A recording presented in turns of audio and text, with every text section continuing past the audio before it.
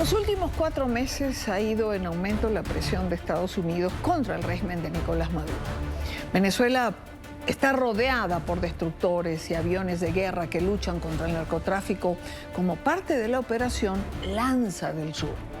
Recientemente se sumó el bloqueo a petroleros. Aquí les presentamos una radiografía de la situación actual como previo a nuestra próxima entrevista con Nacho Montes de Oca. Ya venimos. Vamos. La presión de Estados Unidos contra el régimen de Nicolás Maduro comenzó a elevarse en agosto. Aumentaron a $50 millones la recompensa por Maduro y designaron al Cartel de los Soles y Tren de Aragua como organizaciones terroristas. Luego anunció un poderoso despliegue marítimo para luchar contra el narcotráfico. Incluye al menos 8 destructores, 3 anfibios y un submarino con aviones de combate y unos 9.000 uniformados. Poco después comenzaron los ataques contra las lanchas que presuntamente transportaban droga, bombardeos que dejan 99 fallecidos. También han adelantado sobrevuelos cerca de Venezuela, así como entrenamientos tácticos de combate. Luego dieron paso a la operación Lanza del Sur y para reforzarla, enviaron el grupo de ataque del portaaviones USS Gerald R. Ford.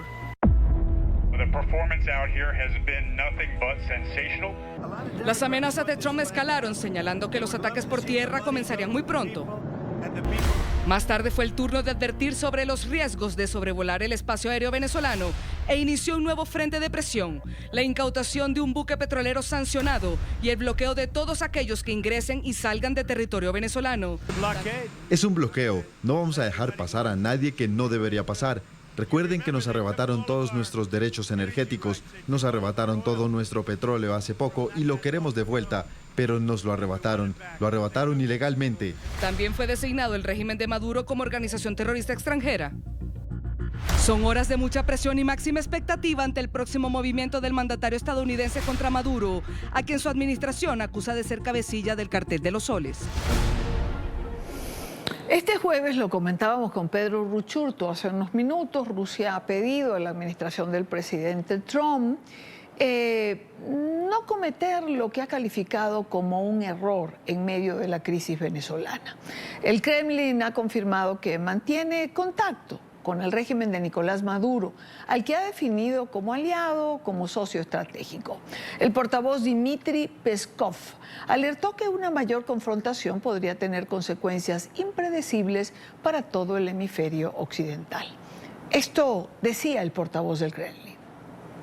Видим нагнетание напряженности в регионе. Считаем это потенциально очень опасным. Венесуэла наш союзник, наш партнер. И мы имеем постоянные контакты, в том числе, вы знаете, контакты на высшем уровне. Президент Путин недавно имел телефонный разговор с президентом Мадуро. И, конечно, мы призываем все страны региона к сдержанности, с тем, чтобы избежать какого-то непредсказуемого развития ситуации. Quiero darle la bienvenida en esta parte del programa a Ignacio Montes de Oca, periodista especializado en asuntos internacionales. Ignacio, bienvenido, gracias por acompañarnos. Un gusto, como siempre, gracias por la invitación. ¿Cómo interpretamos este pronunciamiento? Decía Urruchurto, que se ocupa de los asuntos internacionales, como bien sabes, de 20 Venezuela, que esto, digamos que puede ser un pronunciamiento políticamente correcto. Sí, Rusia cada vez más está blanqueando su apoyo a la dictadura de Maduro. Recordemos que apuró un acuerdo firmado en mayo de cooperación bilateral que incluía un capítulo militar a los pocos días de la llegada del portaaviones Gerald Ford a las costas venezolanas. Pero eso no es el único apoyo que le dio. Y si me das unos minutos, te voy a contar hasta qué punto llega esta colaboración. Claro. En primer lugar, llegaron aviones desde Rusia, al menos se usó uno de una empresa vinculada al grupo Wagner, ahora llamado Grupo África, que ahora forma parte, ya no es una empresa privada, es una empresa que depende del Ministerio de Defensa ruso. Llegó a Venezuela con varios cargamentos, inclusive hizo escalas en Cuba y en Venezuela, y dentro de esos cargamentos había misiles portátiles antiaéreos Igla. también un sistema antiaéreo Panjshir. Pero lo más importante son los IGLA. ¿Por qué? Porque Maduro se jactó de tener 5.000 de estos misiles y más allá de digamos, de su utilidad, tanta cantidad de misiles significaría que representan un riesgo para cualquier acción aerotransportada que pudiera ejecutar Estados Unidos, particularmente porque podrían causar bajas que serían muy sensibles para la opinión pública respecto a lo que de los votantes de Trump.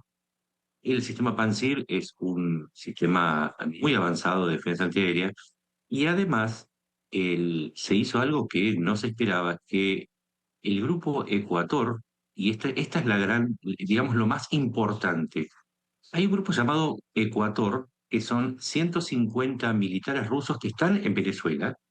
El comandante es el general Oleg Makarevich, es el mismo que voló la presa de Nova Kakhovka en el 2023 en Ucrania. Es un experto en demoliciones.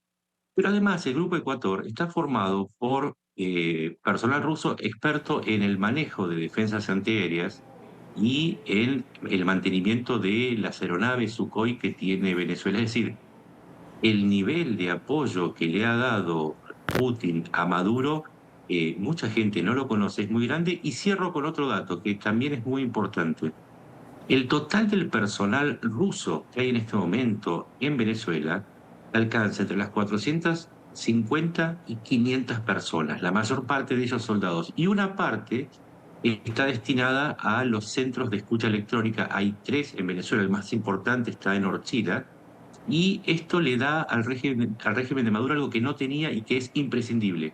Le da acceso al sistema de escucha ruso y le permite saber cuándo puede haber un ataque, la posición de los buques norteamericanos, y particularmente le permite hacer inteligencia electrónica en las comunicaciones de estos buques. Es decir, poca gente conoce hasta qué punto Putin se ha involucrado en defender a Maduro en el capítulo militar.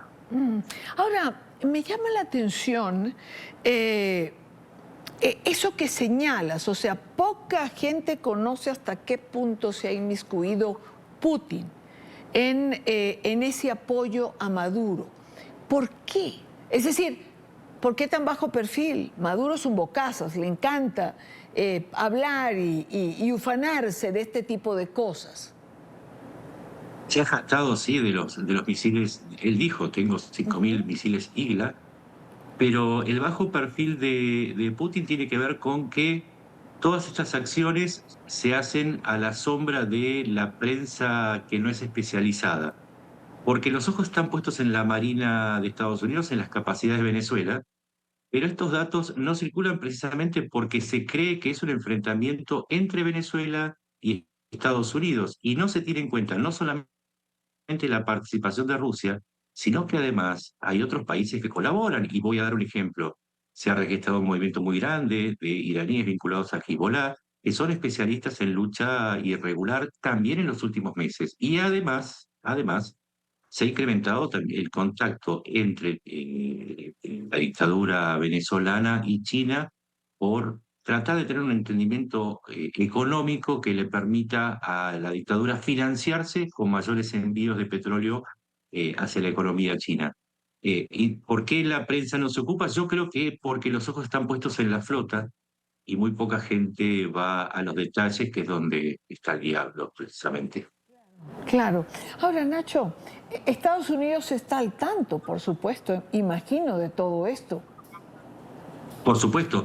Y esto es un factor condicionante, porque Trump le ha prometido a su audiencia política que Estados Unidos no se iba a involucrar en más guerras, y esto va de la mano con la idea de no generar bajas en el personal estadounidense. Imagínense ustedes que con esta intervención de Rusia, que promete alerta temprana, una defensa aérea precaria, pero que podría causar bajas, y además la presencia de un contingente ruso dándole apoyo, junto con los cubanos, digamos, son los más numerosos, dándole apoyo para aprender cómo resistir una embestida militar, haría que Trump piense nuevamente si una incursión terrestre tendría un sentido o un precio político razonable.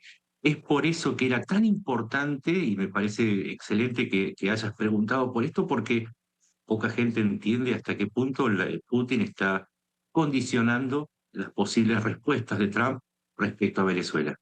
Justo iba hacia allá, esa era mi próxima pregunta. En esto que señalas o en esta información que nos das, ¿puede estar la explicación de lo que mucha gente se pregunta? ¿Por qué todo este despliegue y ningún tipo de acción? ¿Por qué todo pareciera quedarse en la presión y no en una acción concreta? Claro, porque tiene que ver con los objetivos. Las guerras se ganan cuando uno cumple el objetivo. Si no se puede garantizar una acción limpia sin un costo político elevado para Estados Unidos, entonces hay que recalcular no solamente las estrategias, sino el mismo hecho del lanzamiento de una operación terrestre y quizás pensar en un ataque limitado a misiles y drones o bombardeos aéreos, pero sin la presencia de tropas en tierra. Y esto es un condicionante porque la pregunta que sigue es, ¿alcanzaría un ataque al estilo del que se hizo contra Irán para hacer caer al régimen o solamente se podría solucionar con un ingreso por tierra? Precisamente en ese dilema es donde se encuentra en este momento Donald Trump y justamente es ahí donde Maduro está regodeándose con el tiempo de espera que implica resolver este dilema que no es solamente político, sino también militar, porque claro, hay que repensar cualquier operación de manera de poder lograr los objetivos con un costo mínimo. No me refiero solamente al costo político, sino también a un costo mínimo en vidas que justifique la ecuación del esfuerzo y los logros a conseguir. Así que ahí está la respuesta. Sí, todo esto tiene que ver con la espera, todo esto tiene que ver con las indecisiones y también con los anuncios, que siempre son inminentes, pero que se postergan. Claro.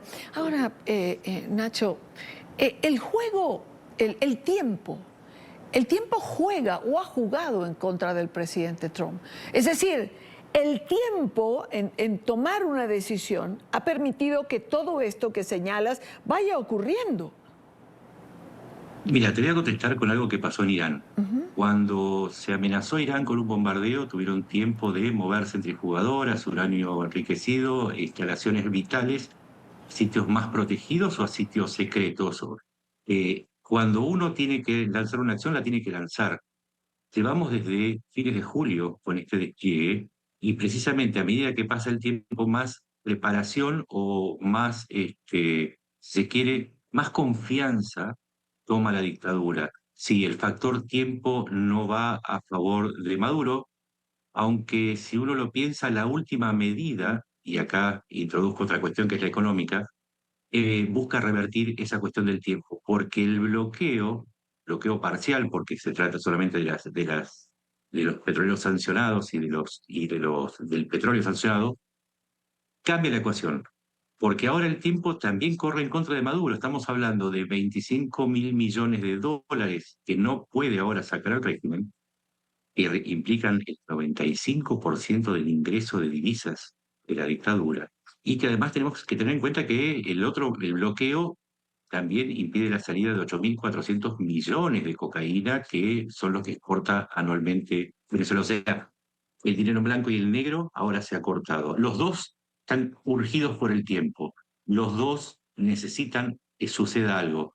La pregunta es, ¿esto que va a suceder será una cuestión militar o una cuestión política? Y es ahí donde yo no logro resolver qué es lo que podría predecir que va a suceder. Pues solo el tiempo nos dirá, Nacho, los próximos días nos dirán, o por lo menos nos darán señales de qué puede suceder.